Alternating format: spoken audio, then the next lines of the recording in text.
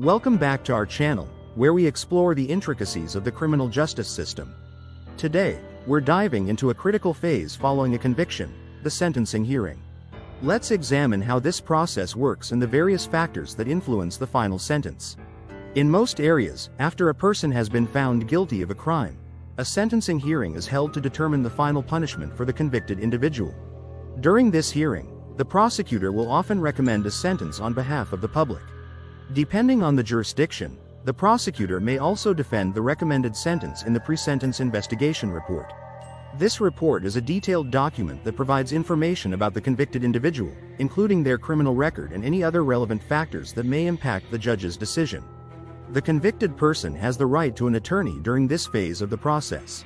This lawyer can advocate on behalf of the individual and help to ensure that the sentence is fair and just. Additionally, the convicted person has the right to speak to the judge before the sentence is given. They may use this opportunity to express remorse for their actions, explain the circumstances that led to the crime, or ask for leniency in the sentence. The sentencing hearing is a crucial part of the criminal justice system. It ensures that the punishment fits the crime and takes into account any mitigating or aggravating factors that may impact the sentence. By giving the convicted person the opportunity to speak to the judge and by having an attorney present, the legal system aims to ensure that justice is served fairly and justly. When deciding on a sentence, judges usually consider two main factors. The first factor is the seriousness of the offense. This can include things like the nature of the crime, the harm caused to any victims, and the level of intent involved in committing the crime. Generally speaking, the more serious the crime, the harsher the punishment will be. The second factor is the presence of any aggravating or mitigating circumstances. Aggravating circumstances are factors that make the crime worse or more serious. These can include things like committing a crime for profit, harming vulnerable victims, or having a history of committing similar offenses. Mitigating circumstances, on the other hand, are factors that make the crime less serious. These can include things like showing remorse for the crime, having no prior criminal record, or having a difficult personal history. The presence of aggravating or mitigating circumstances can have a significant impact on the severity of the sentence. Judges must consider all relevant factors when determining the appropriate punishment for a crime. This can involve weighing the seriousness of the crime against any mitigating circumstances and deciding how much weight to give to each factor. The process of determining a sentence can be complex and requires careful consideration of all relevant factors.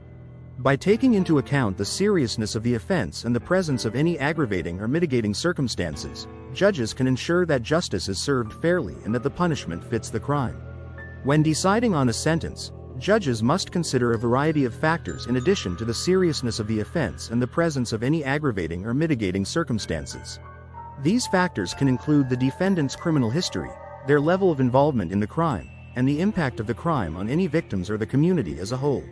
Research has shown that prior criminal history is a significant factor in determining the severity of a sentence.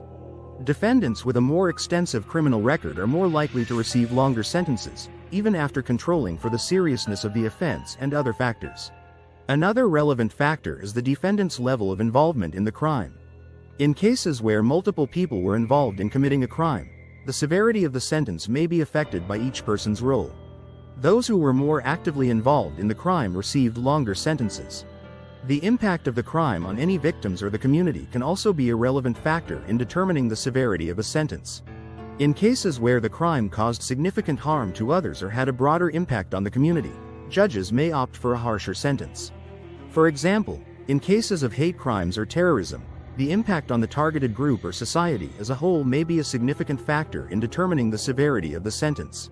Overall, determining the appropriate sentence is a complex process that requires careful consideration of many different factors. By taking into account the defendant's criminal history, level of involvement in the crime, and impact of the crime on others, judges can ensure that justice is served fairly and that the punishment fits the crime.